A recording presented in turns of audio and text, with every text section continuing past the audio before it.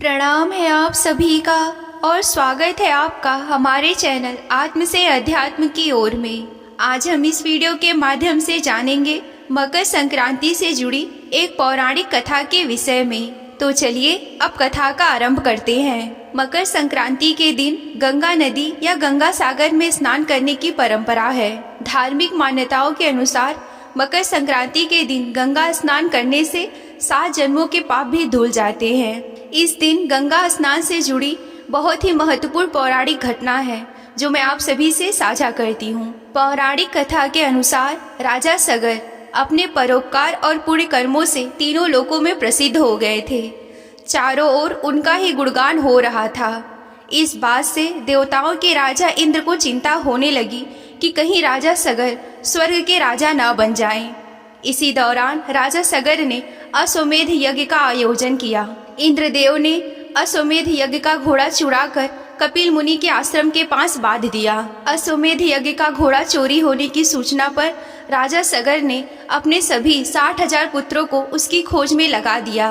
वे सभी पुत्र घोड़े को खोजते हुए कपिल मुनि के आश्रम तक पहुंच गए। वहां पर उन्होंने अश्वमेध यज्ञ का घोड़ा देखा।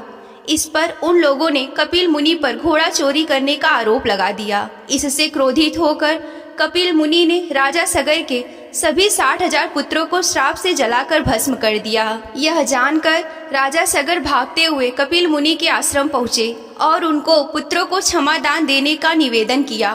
तब कपिल मुनि ने कहा कि सभी पुत्रों के मोक्ष के लिए एक ही मार्ग है कि तुम मोक्षदानी गंगा को पृथ्वी पर लाओ। राजा सगर के पोते राजकुमार अंशुमान ने कपिल मुनि के सुझाव पर यह प्रण लिया कि जब तक माँ गंगा को पृथ्वी पर नहीं लाते तब तक उनके वंश का कोई राजा चैन से नहीं बैठेगा। वे तपस्या करने लगे। राजा अंशुमान की मृत्यु के बाद राजा भगीरथ ने कठिन तप से माँ गंगा को प्रसन्न किया। माँ गंगा का वेग इतना था कि वे पृथ्वी पर उतरती तो सर्वनाश हो जाता। तब राजा भगीरथ ने भगवान शिव को अपने तप से प्रसन्न किया ताकि वे अपनी जटाओं से होकर माँ गंगा को पृथ्वी पर उतरने दें, जिससे गंगा का वेग कम हो सके। भगवान शिव का आशीर्वाद पाकर राजा भगीरथ धन्य हुए। माँ गंगा को अपनी जटाओं में रखकर भगवान शिव गंगाधर बने। माँ गंगा पृथ्वी पर उतरी और आगे राजा भगीरथ और पीछे पीछे माँ गंगा पृथ्वी पर बहने लगी। राजा भगीरथ माँ गंगा को लेकर कपिल मुनि के आश्रम तक पहुँचे, जहाँ पर माँ गंगा ने राजा सगर के 60,000 पुत्रों को मोक्ष प्रदान किया। जिस दिन माँ गंगा ने राजा सगर के 60,000 पुत्रों को मोक्ष दिया था उस दिन मकर संक्रांति थी। वहाँ से माँ गंगा आगे जाकर सागर में मिल गई। जहाँ वे मिलती है वह जगह गंगा सागर के नाम से प्रसिद्ध है।